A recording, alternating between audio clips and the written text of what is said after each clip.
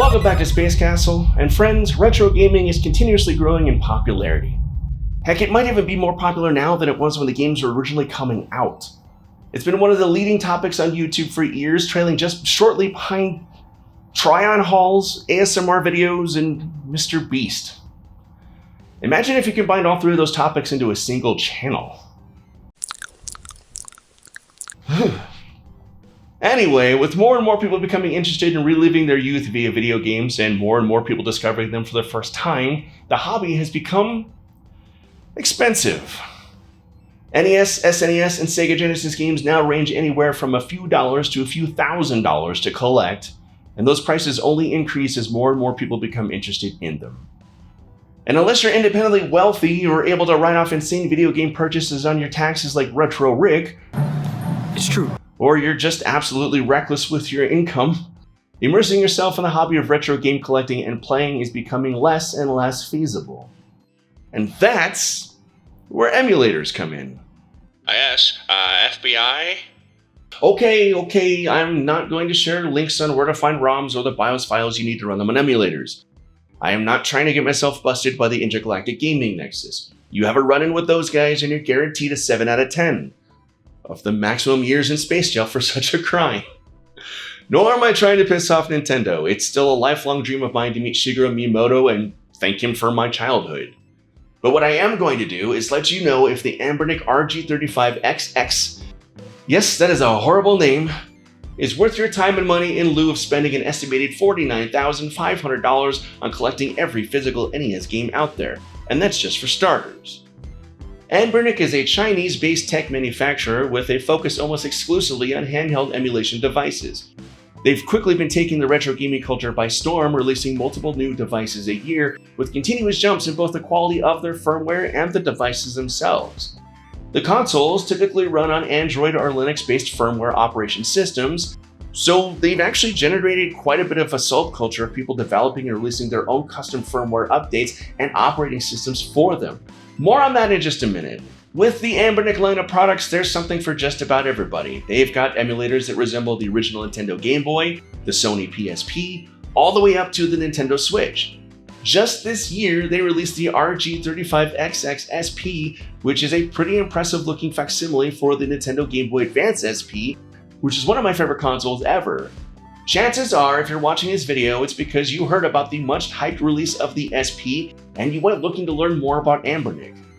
But what caught my eye was the 2024 release of the RG35XX H, a horizontal model featuring the exact same hardware as the 35XX SP, but featuring two joysticks.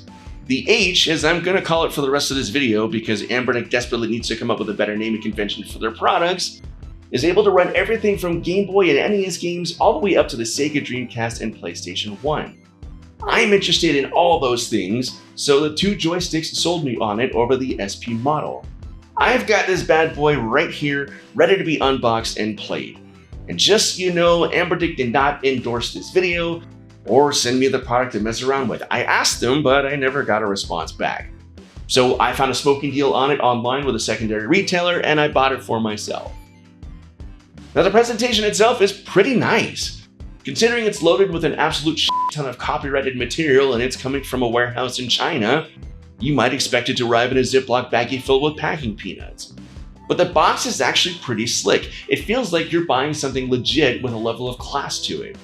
Inside, the console itself is nicely packaged to protect the screen, the buttons, and the joysticks. The foam covering to make sure nothing gets pressed, jerked around, or snapped in transit was especially nice. The console itself is very sleek and clean, and the physical presentation of the emulator is sharp as hell.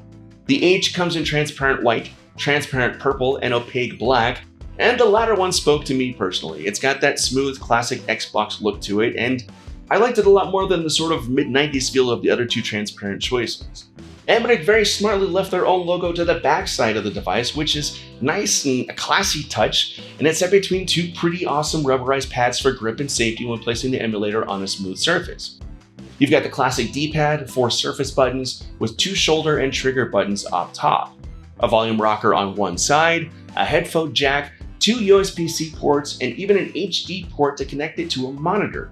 Yes, you can play this thing like a traditional emulation machine and hook it up to your TV or monitor. Underneath, you've got two micro SD card slots. The one on the left houses the stock SD card, which contains the stock OS and the collection of ROMs it comes with, and a second for adding your own collection of ROMs, which you collected through entirely legal and ethical means. Also contained in the box is a wet and dry wipe for the included screen protector, an instruction manual, and a USB-C charging cable, which is essential and more than Nintendo even bothered to packaging with their 3DS. The H contains a pretty impressive collection of ROMs right out the gate. There's some odd and obvious omissions, but when you're holding thousands of dollars worth of gaming in your hands for $60 out of pocket, you're going to be okay with missing GoldenEye 64 and The Legend of Zelda from the jump. The stock firmware and OS have been upgraded since the original release of the console earlier this year in 2024, which apparently had a lot of issues initially, coupled with the inherent instability of the cheap stock micro SDs the console comes with. Even with this upgrade, you're probably going to want to upgrade those SD cards to some very affordable SanDisk cards from Amazon. Anbernic has downloads for their latest firmware updates on the site, and it's pretty easy to make the change even on a Mac. There's some excellent tutorials here on YouTube to get you sorted out both on PC and Mac. I actually ended up replacing the stock Anbernic OS just for funsies and just to see if I could do it. I'll touch on that in just a minute, but for now, let's talk about how the H actually runs and plays out of the box. It's great. You should go buy one right now. The end.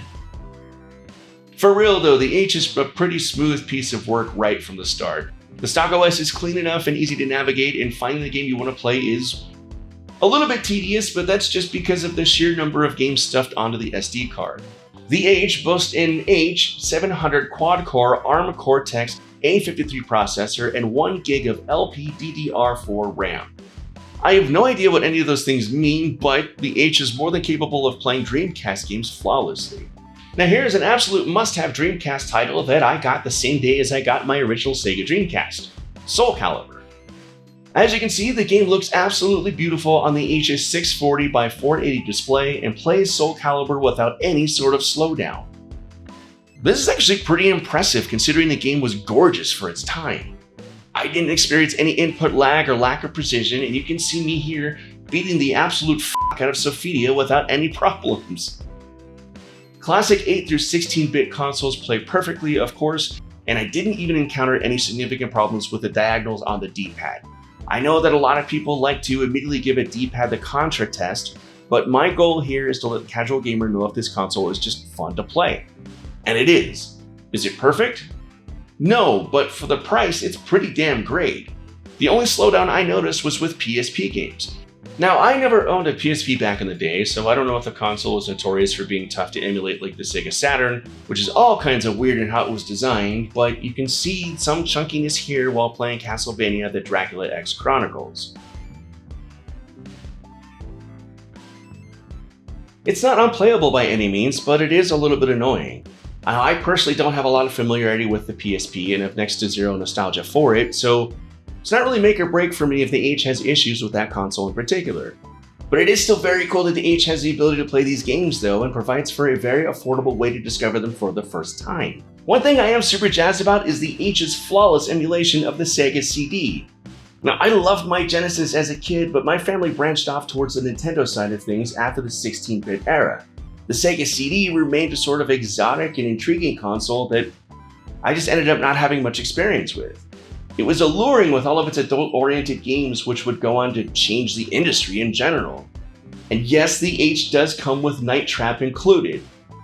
But the one I'm really excited to play is Snatcher, a game that always interested me as a kid, and I just never had the chance to play it until now. It's potentially very expensive to try and find on the secondhand market these days, so I just never really made the effort. But it looks absolutely stunning on the H's display, and I can't tell you how thrilled I am to finally be able to experience it. It's regarded as a retro gaming masterpiece in terms of storytelling, and I'm really grateful to Anbernic for including this particular piece of software. Just to round things out, the two speakers on the bottom of the H sound shockingly good and crisp. Here's a little taste of Mega Man X, which is one of my favorite soundtracks of all time.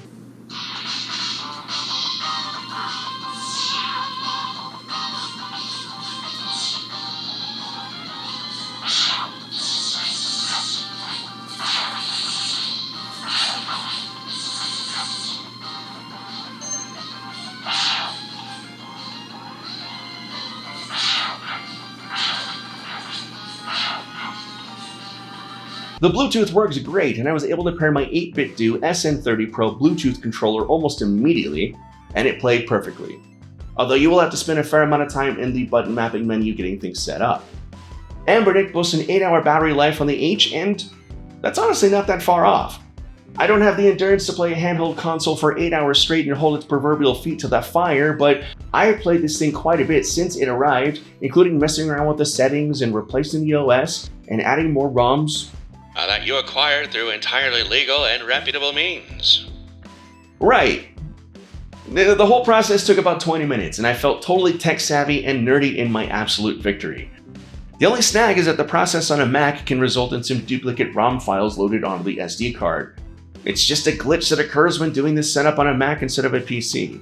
And apparently the process on PC is even easier and results in no such duplicate files.